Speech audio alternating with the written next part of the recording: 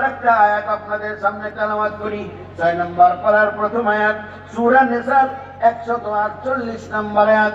আল্লাহ রাব্বুল আলামিন বলেন, লা ইউহিব্বুল্লাহুল জাহরা বিস-সুই মিনাল কাওল ইল্লা মান যুলিম ওয়া কানা আল্লাহু সামিআন আলীমা। লা ইউহিব্বুল্লাহুল জাহরা বিস-সুই মিনাল কাওল, আল্লাহ মন্দ কথা মুখে আনা পছন্দ করেন। মন্দ কথা মুখে আনা আল্লাহ पसंद ला युहिब्बु, वो मोहब्बत नहीं करता है। মন্দ কথা, খারাপ কথা, গালিগালাজ এগুলো আল্লাহ পছন্দ করে না। তবে এখানে একটা তবে লাগে, ইল্লা মান যুলিম, তবে কারো প্রতি যদি জুলুম করা হয়, কেউ যদি জুলুমের শিকার হয়, জালেম দ্বারা যদি জুলুমের শিকার, আমরা এতক্ষণ কি জানলাম, কেউ চুরি করলেও বলা যাবে না, কারণ ওই ব্যক্তি শুনলে তার খারাপ লাগবে। কথা খেয়াল করছেন? এবং সাহাবারা বলছে, যা বললাম যদি এই অন্যায় সে সত্যিই করে, আল্লাহ রাসূল বলে তাও বলা যাবে না, এটাই তো বিপদ। তবে জালিমদের বিষয়টা ভিন্নভাবে এখানে উপস্থাপন করা হয়েছে, যে কেউ যদি জুলুম করে তার জুলুমের বিরুদ্ধে কথা বলা যাবে, জালিমের বিরুদ্ধে কথা বলা যাবে। এই অনুমতি আল্লাহ রাব্বুল আলামিন এই আয়াত থেকে আমাদেরকে দিয়েছেন, কারণ এটা গীবতের পর্যায়ে পড়বে না। জালিমের জন্য কারো কাছে বিচার চাওয়া, জালিমের বিরুদ্ধে কথা বলা, জালিমের বিরুদ্ধে রুখে দাঁড়ানো, এটা অনুমতি আল্লাহ রাব্বুল আলামিন আমাদেরকে দিয়েছে। কোন সূরার মধ্যে? এই যে আপনি দেখেন সূরা নিসা আয়াত নাম্বার 148 নম্বর আয়াত। আল্লাহ রাব্বুল আলামিন আমাদেরকে বুঝার তৌফিক দান করুন, সকলে বলেন আমিন।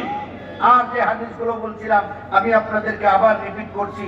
একটি হাদিসে রাসূল সাল্লাল্লাহু আলাইহি ওয়াসাল্লাম 3টি কাজ করতে বলেছেন। 1 নম্বর হচ্ছে, কোন ব্যক্তি যদি আল্লাহ এবং রাসূলের প্রতি, আল্লাহ এবং পরকালের উপর বিশ্বাস থাকে, তাহলে কি করতে হবে? ভালো কথা বলতে হবে। কি কথা? উত্তম কথা। খায়ের মানে কি? ভালো, উত্তম কথা বলতে হবে। আর যদি না পারো চুপ থাকতে হবে। এটা হলো প্রথম কথা, মনে থাকবে আপনাদের। হয় ভালো কথা বলো, না হলে কি থাকো? চুপ থাকো। 2 নম্বর হচ্ছে, কেউ যদি আল্লাহর উপরে এবং পরকালের উপরে বিশ্বাসী হিসাবে নিজেকে দাবি করে, তাহলে সে যেন প্রতিবেশীকে কষ্ট না দেয়, প্রতিবেশীকে যেন জ্বালায় না, প্রতিবেশীর সাথে খারাপ আচরণ করে না। ভাই, এই যে কথাটা আল্লাহ রাসূল বললেন, এটা কি এত সহজ মনে করে? এত সহজ? কত বড় ডক্টরের ডিগ্রি, আল্লাহ ওনাদের কত ডিগ্রি দিয়েছিল, আল্লাহু আকবার। ওনার চেয়ে বড় ডিগ্রি এই দুনিয়ায় আকাশের নিচে জমিনের উপরে আর কারোই নাই। কবি, সাহিত্যিক, কবিতা লিখতে লিখতে, তার প্রশংসা লিখতে লিখতে কাগজ কলম ফুরায় দেওয়ার লাগছে। শেষ পর্যন্ত দূর এত কিছু লেখার দরকারই নেই, এক কথায় ওনার জীবনী শেষ। বাদাস খুদা তুই বুজুর্গ কিসসা মুক্তাফা, আল্লাহর পরেই তুই, আর কোনো কথা লেখার দরকার নেই। সুবহানাল্লাহ। বাদাস খুদা বুজুর্গ তুই কিসসা মুক্তাফা। সংক্ষেপে কয়ে দিলাম, আল্লাহর পরেই তোমার শান, আল্লাহর পরেই তোমার মান, আল্লাহর পরেই তোমার বুজুর্গি। সুবহানাল্লাহ। কোন সম্মানিত ভাইরা, ওই রাসূল সাল্লাল্লাহু আলাইহি ওয়াসাল্লাম আমাদেরকে কত আগে এই সমস্ত বিষয়ে সতর্ক করে গেছেন।